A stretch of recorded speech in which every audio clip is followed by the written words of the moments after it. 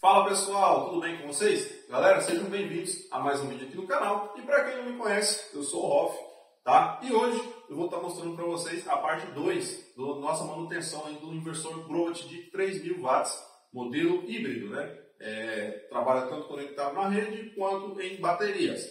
Pessoal, se você ainda não viu esse vídeo, gostaria de aprender mais sobre eletrônica, ou se você apenas é curioso, né, para saber como é que funciona um equipamento desse, como é por dentro, como é o circuito, tá? Recomendo que você assista o nosso vídeo anterior desse conteúdo, que eu vou deixar aqui ou aqui em cima no card, tá? Para você ficar por dentro do contexto dessa manutenção, saber o que aconteceu e os passos que a gente já deu aí no reparo desse equipamento. No vídeo de hoje, pessoal, eu vou estar trazendo para vocês uma análise de componentes, tá? Vou ensinar vocês a medir alguns componentes na placa desse equipamento, para você que quer aprender a montar, a fazer a manutenção, né, o reparo desse tipo de equipamento. E após esse vídeo, já vou estar lançando outro, talvez ainda nessa data de hoje, né, da publicação desse vídeo, ou talvez, né, no máximo, 1 ou 2 dias depois, a parte final já da manutenção, tá? E os testes. E já vou falando aí, pessoal, fique por dentro do vídeo. Se você gosta de explosão, de pipoca e fumaça, esse vídeo que a gente vai postar após esse, você vai adorar, tenho certeza. Teve muita coisa interessante, pessoal. Então, sem mais delongas, já, né, vamos passar a vinheta aí para você ver a parte 2 da manutenção.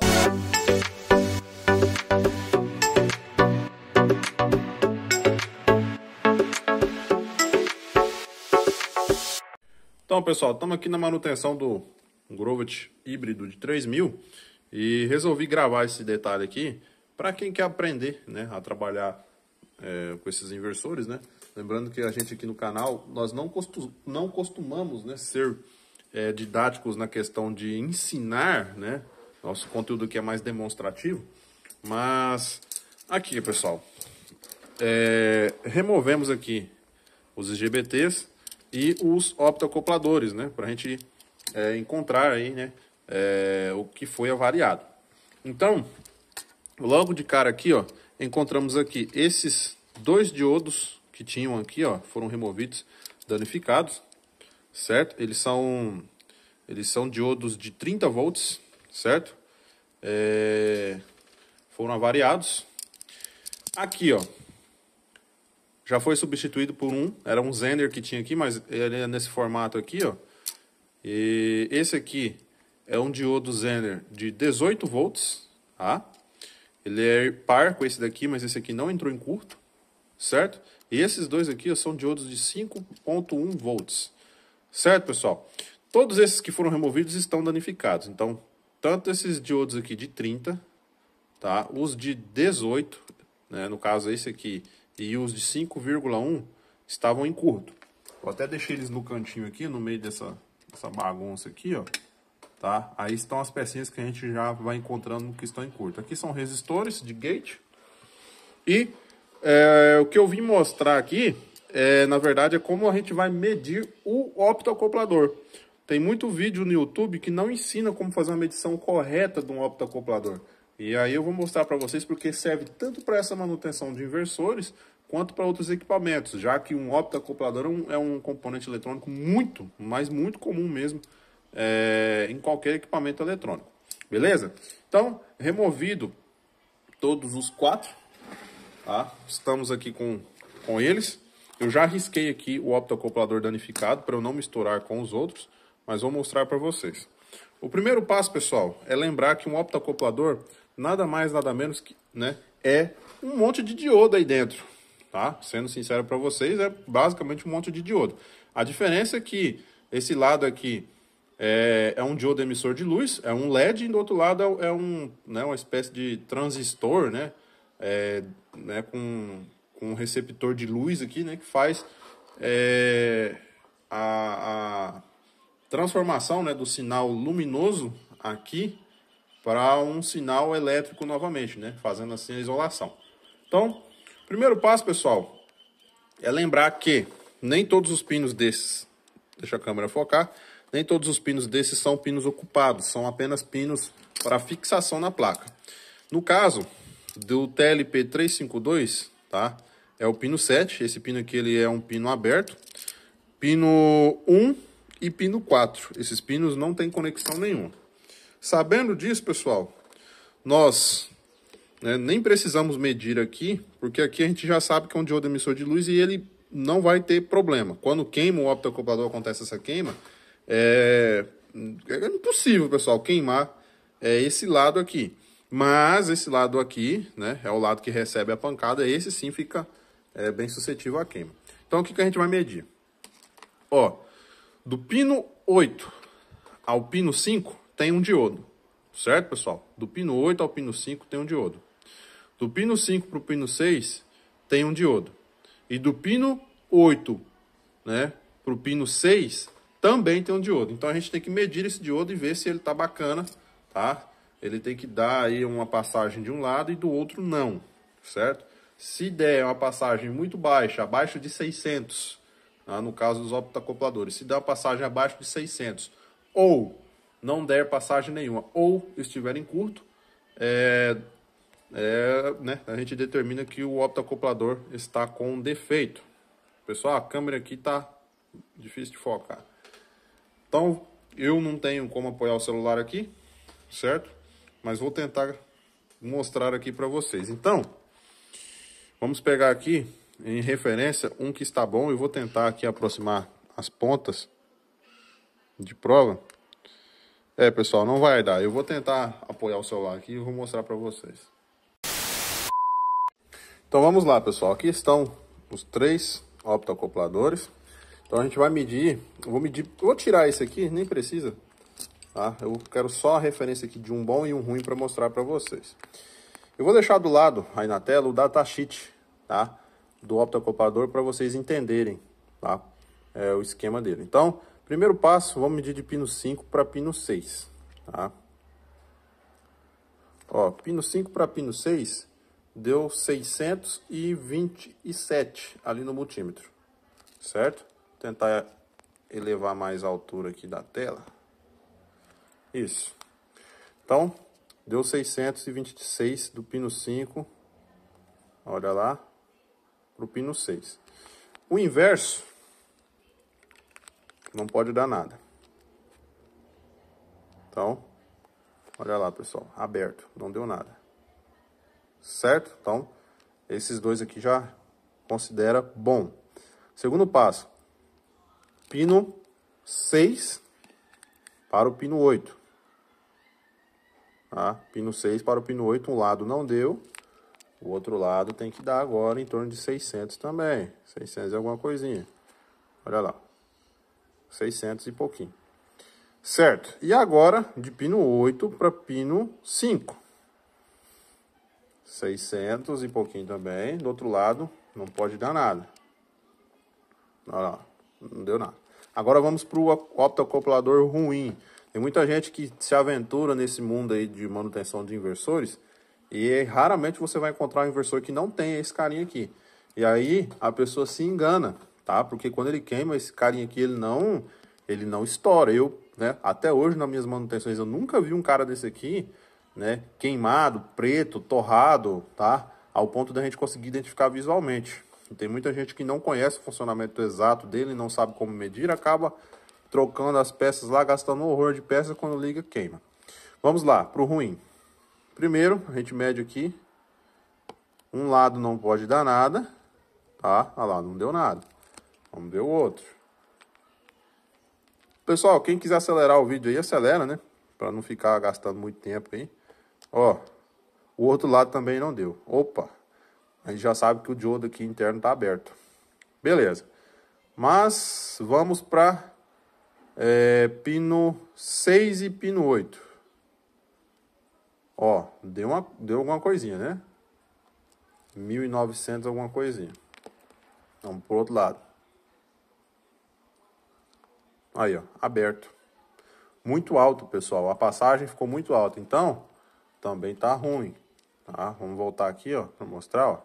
Olha lá. Agora nem deu mais nada. Ou seja, tá ruim. Então, vamos agora de pino 5 para pino 8. Pino 5 para pino 8. Ó, 1900. Vamos pro outro lado. 1.200. Ou seja, optoacoplador totalmente defeituoso, tá? Então, pessoal, é assim que vocês vão medir um optoacoplador. Recomendo sempre que vocês baixem o datasheet dele. Eu aqui já sei de cor vários modelos, né? Por exemplo, esse o 352 e o TLP 152 trabalham da mesma maneira, tá? E no mais, pessoal, né? Alguém vai ter a dúvida, Rolf, mas... Olha a formiguinha passando aí, pessoal, não repara a bichinha, não. Muita gente tem a dúvida, mas como é que eu vou saber o valor certo de passagem de tensão na escala de diodo para um optoacoplador desse? É simples, pessoal. Vocês sempre vão pegar um modelo referência. Eu, no meu caso aqui, eu pego um modelo referência, tá? O TLP 352, eu já sei, né, a referência dele, mas se você, né, pega lá um eu não conheço esse aqui. Pega, né, e veja, é a referência. Pega um como referência, mede esse um que você sabe que tá bom, e depois mede o outro que você suspeita. Ou, se você não tiver, né, tá na fase de orçamento, não tem disponível na assistência, gente, muito dificilmente, tá? Eu até hoje não peguei um caso assim, muito dificilmente você vai ter um optoacoplador, um inversor que queime todos os optoacopladores. Então, como é que você faz? Se tem 4, tira os 4, mede todos. Se você veio lá que 2 tá mais ou menos iguais os números, tá? Você considera eles como bons. Aí você testa os outros e vê se está igual. Se tiver tudo igual, né, a chance de estar tudo legal, beleza, né, é alta. Se não, você tira o que está avariado, tá? Geralmente é assim que eu faço. Então, dessa maneira você facilita muito aí essa manutenção e corre menos risco de perder componentes. Beleza, pessoal? Eu vou dar outro pause aqui e vou continuar aí a manutenção do inversor e... assim que tiver finalizado, a gente volta aí para mostrar aí o resultado. Lembrando que eu ainda não tenho algumas peças aqui, vou ter que ir atrás daqui a pouquinho, ver se eu encontro. Aqui já estão os diodos de 30 volts, tá? Ali usa 1/4 de watt. Eu vou estar colocando logo de 1 watt, tá? Ele é PTH, mas a gente vai fazer uma solda ali por cima ali, tá? E os optoacopladores vou estar tirando esse que deu o defeito e colocando um outro. Beleza, pessoal? No mais é isso aí. Já eu volto aí nessa parte 2 aí desse conteúdo. Lembrando, pessoal, se inscreva aí no canal, tá? Ativa o sininho das notificações para você ficar por dentro aí do conteúdo que a gente apresenta aqui no canal, certo? Pois você vai estar ajudando muito, contribuindo muito para a gente continuar mostrando aí esses conteúdos para vocês. Beleza, pessoal? Se vocês quiserem acompanhar, vou deixar aqui em cima aqui, ó, cardzinhos com mais vídeos, né, relacionados a esses conteúdos de manutenção. Beleza, pessoal? Pause aqui e já volto. Então, pessoal, voltamos aqui com a reparação do inversor. E, infelizmente, eu tenho péssimas notícias. Pessoal, o dano nesse equipamento aqui foi um dano mais extenso do que a gente pensava. E, infelizmente, eu acabei deixando passar e não prestei atenção, tá? Até porque fica bem difícil, né? Prestar atenção, pois o dano que houve aqui foi um dano mais sutil, mas esse inversor também queimou o estágio de chaveamento da fonte. Olha aqui, pessoal, aparentemente vocês não conseguem ver nada, né? Mas olha isso aqui, ó. Bem aqui, ó, no primeiro, ó, fui medir, todos em curto. Esses caras aqui chaveiam esse transformador, né, e gera alta tensão. Ou seja, ele sofreu, além de um curto na sua saída, sofreu também um curto no estágio de fonte. Então, infelizmente, aí o dano foi mais extenso do que a gente pensava. E agora a gente vai tentar ver, né, o que faz, correr atrás aí para consertar essa parte da fonte, né? Então, fica aqui um serviço bem mais complicado. No mais, pessoal, a parte da saída, nós já fizemos aqui todos os procedimentos necessários, tá? Colocamos aqui os 4 optoacopladores, né? Substituímos um que estava defeituoso. Pessoal, aqui não teve jeito de eu passar o ferro de solda, tá? Para soldar o optoacoplador, tive que meter na estação de ar quente e fazer por calor. Então ele fica meio amarelado assim mesmo. Não tem como, tá, pessoal? Já lá dizendo logo de cara para vocês, não tem como não amarelar ele. Ele amarela com qualquer temperatura, qualquer 100, 200 graus que você põe em cima dele, ele já amarela, tá? Esses diodos que vocês estão vendo soldados por cima da placa são os diodos que estavam em curto. Tivemos que trocar e só tinha disponível aqui, infelizmente, os diodos PTH, né? Aqueles diodos que tem um furo na placa para você colocar ele, né? Como aqui é uma placa SMD, tivemos que soldar por cima, tá? Mas isso não tem problema nenhum, certo? Aqui são dois diodos de 5.1 volts, tá? Estavam em curto. Aqui é um diodo de 18 volts, um Zener de 18. E aqui, pessoal, são Zeners de 30 volts, tá? São Zeners de 30 volts, certo? Substituir esses dois aqui que estavam em curto, né? Na verdade, não estavam nem em curto, estavam abertos. Os de lá estavam bons, mas eu decidi substituir para deixar igual, né? Porque é melhor você colocar os diodos, né? Igual aqui de 30 volts, troca e deixa todos do mesmo modelo que você está colocando. Por mais que aqui esteja bom, né? Então, assim, para a gente manter o mais equilibrado possível cada lado da saída, né? Tanto o lado mais e o lado menos, né? Porque cada dois IGBTs desse aqui, eles trabalham fazendo o lado mais e o lado menos, né?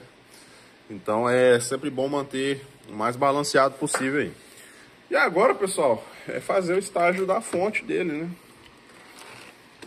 Esse estágio aqui.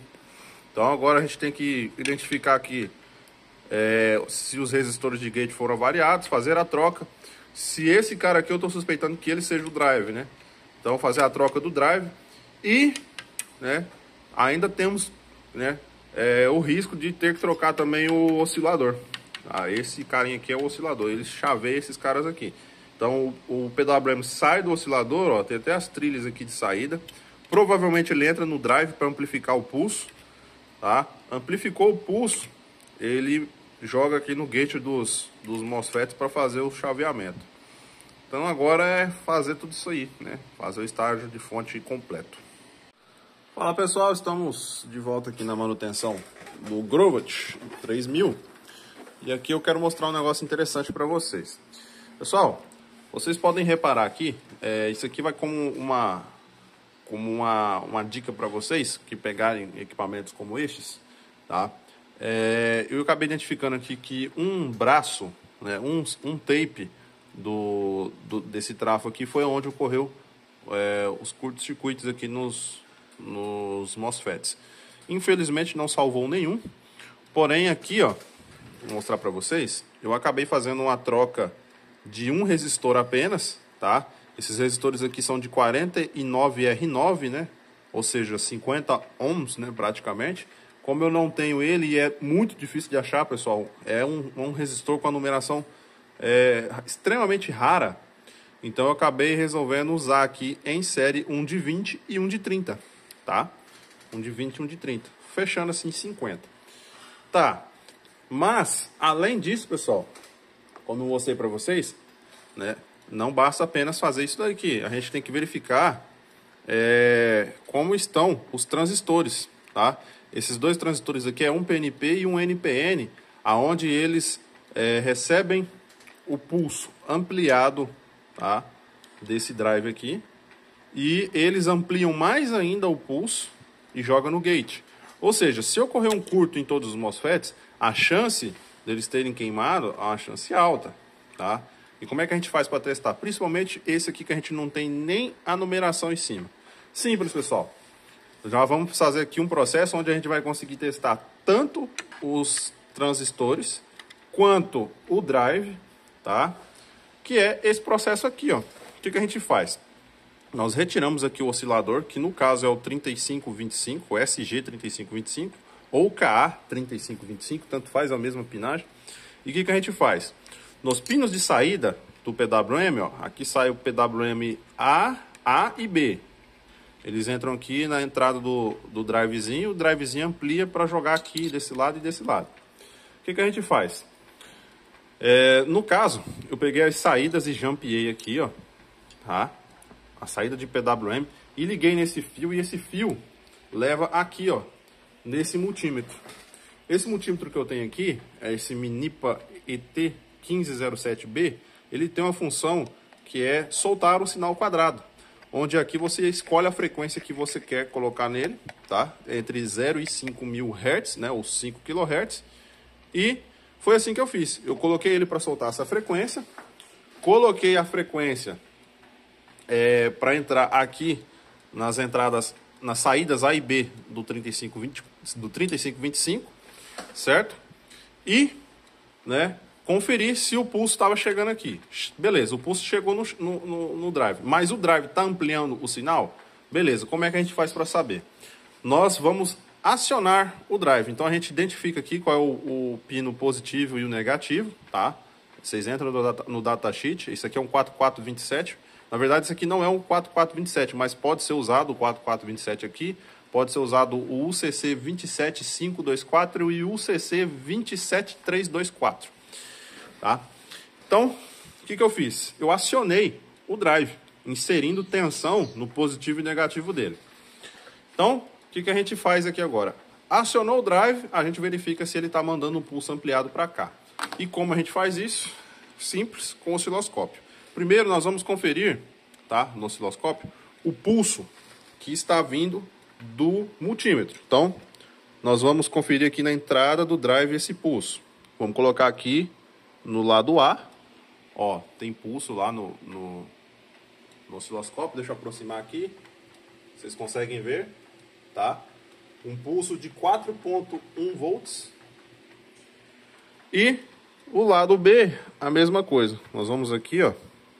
Pessoal, é difícil demais filmar com a mão, peço desculpa para vocês. Pronto.